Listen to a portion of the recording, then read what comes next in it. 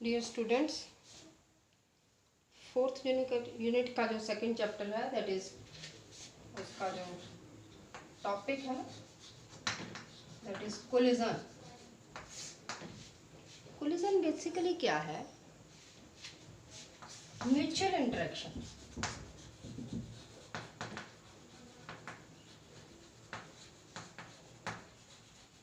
Mutual interaction between two bodies. दो bodies के बीच में म्यूचुअल इंटरेक्शन, ठीक है, दो बॉडीज में म्यूचुअल इंटरेक्शन बहुत ही थोड़े समय के लिए, ठीक है, for a very short interval of time, जिसके साथ क्या है, मोमेंटम और काइनेटिक एनर्जी जो है वो बॉडी का क्या हो जाता है, चेंज। उसको क्या हम बोलते हैं, कोलिजन। ठीक है, ठीक है, समझ लगी कि नहीं? Mutual interaction between two bodies, ठीक है, दो बॉडीज के बीच में म्यूचुअल इंटरेक्शन, ठीक है, एक बहुत ही थोड़े समय के लिए इंटरेक्शन होती है दो बॉडीज के बीच में, जिससे क्या होता है, बॉडी का मोमेंटम और एनर्जी जो है वो क्या हो जाती है, चेंज। तीन तरह का है, elastic collision, inelastic collision, and last is the perfectly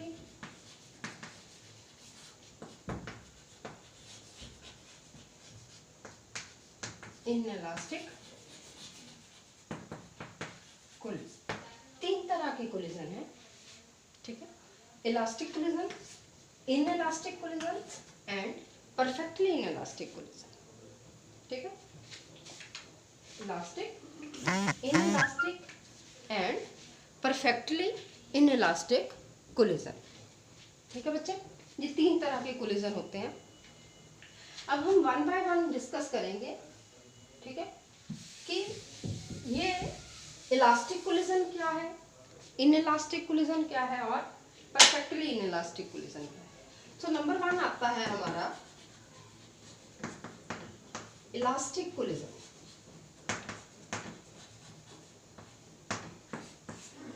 elastic collision, elastic collision मैंने आपको क्या बताया, कोलिजन में क्या होता है, मोमेंटम और काइनेटिक एनर्जी चेंज होती है। इलास्टिक कोलिजन क्या होता है, जिसमें मोमेंटम भी और काइनेटिक एनर्जी भी बॉडीज की कांस्टेंट रहती है या कंजर्व्ड होती है, then the collision is said to be elastic. That is momentum is denoted by P, ठीक है, P भी कंजर्व्ड है और आपकी काइनेटिक एनर्जी भी क्या है, दैट इज आल्सो कंजर्व्ड। तो उस कोलिजन को हम क्या बोलेंगे, इलास्टिक कोलिजन। ठीक है, डिफाइन कैसे करेंगे, the collision is said to be elastic when both momentum and kinetic energy of the bodies remain conserved. ठीक है, when both momentum and kinetic energy of the body remain conserved. अब आ गया second, inelastic, ठीक है, inelastic collision. What is the difference between elastic and inelastic collision? Inelastic collision में क्या होगा, momentum conserved but kinetic energy not conserved. ठीक है, collision जो है वो इनइलास्टिक कब होगा, कोलिजन को हम कब बोलेंगे कि कोलिजन जो है वो इनइलास्टिक है, when momentum is conserved but kinetic energy is not conserved, then collision is said to be inelastic. ठीक है, now the next is the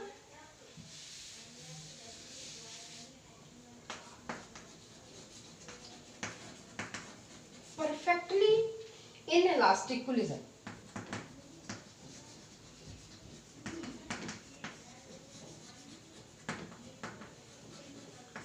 perfectly inelastic collision,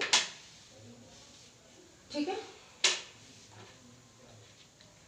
perfectly elastic collision बच्चे क्या है कि जब दो बॉडीज अपनी स्पीड से जाती हैं, ठीक है, लेट द फर्स्ट बॉडी का जो मास है दैट इज m1, उसकी जो स्पीड है दैट इज u1, वो u1 वेलोसिटी से जा रही है। दूसरी बॉडी का जो मास है दैट इज m2, उसकी जो स्पीड है दैट इज u2, दोनों जा रही हैं, मूव कर रही हैं। आफ्टर कोलिजन क्या हुआ,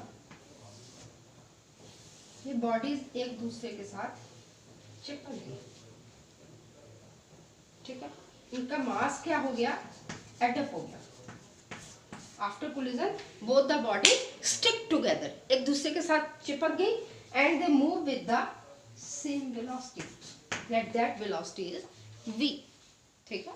the collision is said to be perfectly inelastic collision when the interacting bodies, ये दोनों बॉडीज ये दोनों बॉडीज आपस में इंटरेक्ट की, ठीक है, when the interacting bodies stick together, एक दूसरे के साथ चिपक जाती हैं, ठीक है, and move with the same velocity, then the collision is said to be perfectly inelastic, ठीक है।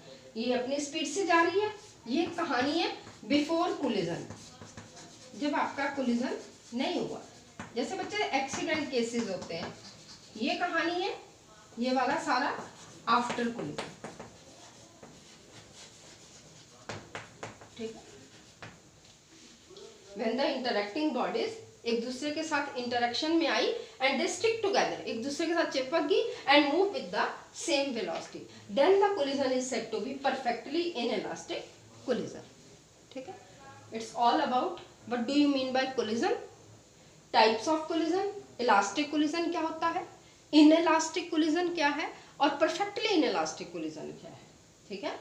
इलास्टिक कोलिजन क्या है, जिसमें मोमेंटम और काइनेटिक एनर्जी दोनों क्या होती हैं बॉडीज में, कंजर्व, ठीक है। इनइलास्टिक क्या है, जिसमें मोमेंटम कंजर्व होगा पर काइनेटिक एनर्जी कंजर्व नहीं होगी। थर्ड है परफेक्टली इनइलास्टिक, जिसमें दो बॉडीज जिनके मास भी डिफरेंट है, वेलोसिटी भी डिफरेंट है, अपनी अपनी स्पीड से जा रही है कोलिजन से पहले, जब उनके बीच में कोलिजन हो गया तो वो एक दूसरे के साथ चिपक जाती हैं, stick together and they move with the same velocity, let that velocity is v, let it be v, इसको हम अज्यूम कर लेते हैं कि दैट वेलोसिटी इज v, ठीक है। Now the next is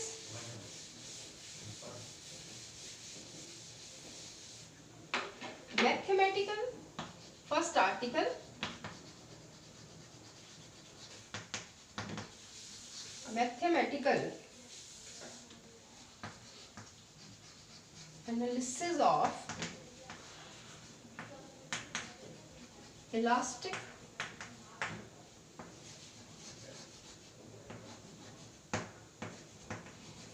collision in one dimension, mathematically prove करना है इलास्टिक कोलिजन को वन डायमेंशन में, ठीक है। This is the important article, ठीक है। क्या है बच्चे,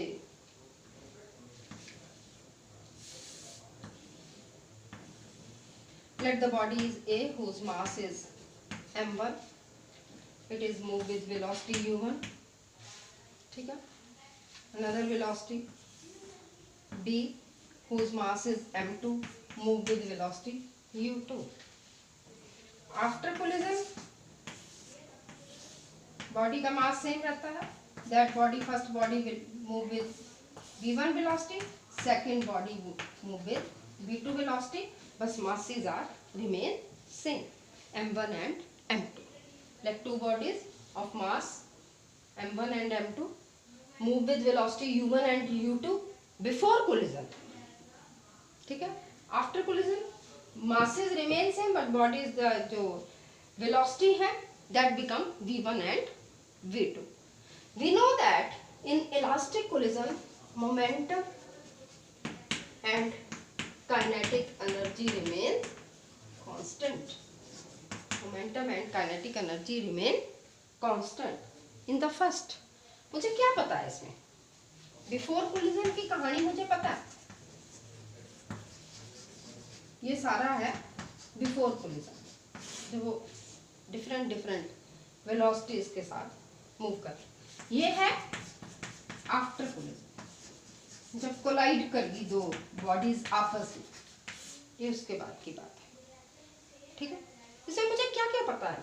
बिफोर कोलिजन हर चीज पता है मुझे, मेरी अपनी कार है, मुझे मास पता है उसका, नो बिफोर कोलिजन। मैं कितनी स्पीड से जा रही हूँ मुझे ये भी पता।